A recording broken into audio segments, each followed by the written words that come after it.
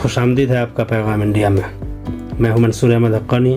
آج کی گفتگو میں بات کریں گے سیلاب سے متعلق کہ سیلاب یعنی باڑھ کیوں آتا ہے اور اس کے آنے کی کیا کیا وجوہات ہیں اور اس سے پھر کیا نقصانات ہوتے ہیں.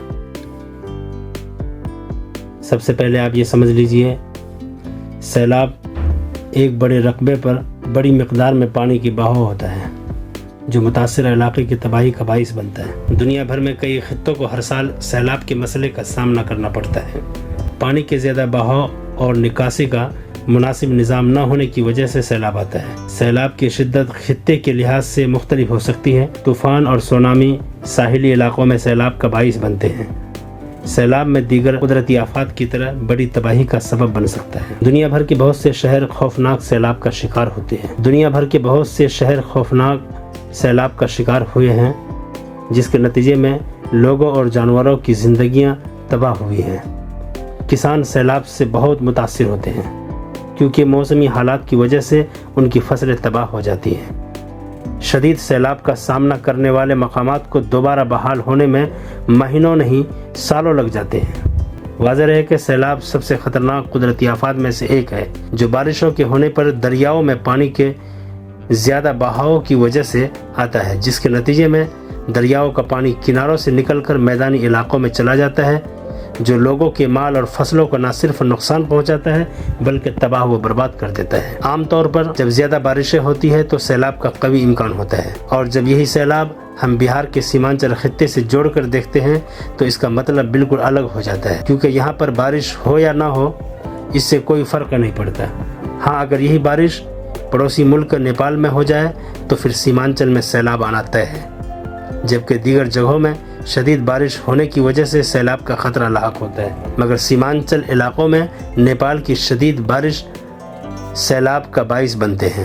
بہرحال سیلاب کی وجوہات جو بھی ہو مگر اس کے بہت سے نقصان دہ نتائج بھی ہوتے ہیں. سیلاب سے حالات زندگی کو نقصان پہنچتا ہے اور اس تباہی سے نکلنے میں کافی وقت لگتا ہے. اس لیے سیلاب کے نتائج کو دیکھتے ہوئے ہمیں اس کی روک تھام کے لیے اقدامات کرنے چاہیے.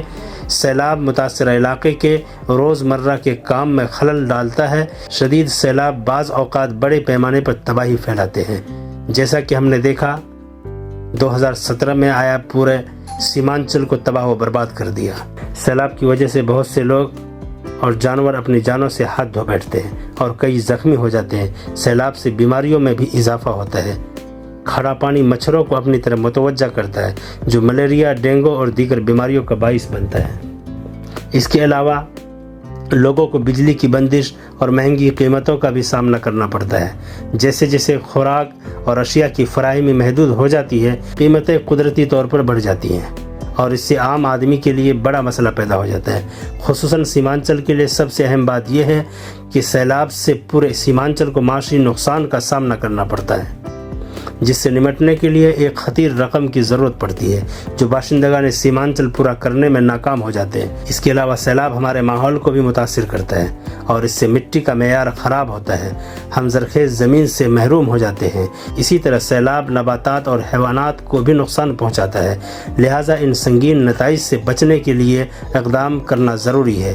لہٰذا حکومت اور شہریوں کو مل کر سیلاب سے بچاؤ کے طریقے تیار کرنے چاہیے. سیلاب آنے پر اٹھائے جانے والے اقدامات کے بارے میں مناسب آگاہی پھیلائی جانی چاہیے تاکہ لوگوں کو اپنے آپ کو بچانے کے لیے وقت مل سکے. اس کے علاوہ بارش کی وجہ سے ضرورت سے زیادہ پانی کو ذخیرہ کرنے کے لیے ایک مؤثر نظام ہونا چاہیے. اس کے لیے سب سے بہترین راستہ ڈیم کا ہے جس پر سرکار کو غور و فکر کرنے کی شدید ضرورت ہے. لہذا سیلاب سے بچنے کے لیے حکومت کو ڈیم کی معیاری تعمیر کو یقینی بنانا چاہیے. اس وقت پورے سیمانچل خطہ سیلاب کے دہانے پر کھڑی ہے، اس لیے حکومت بہار اس مسئلے کو سنگین سے لے اور اس مسئلے پر قابو پانے کے لیے سخت اقدامات کرے.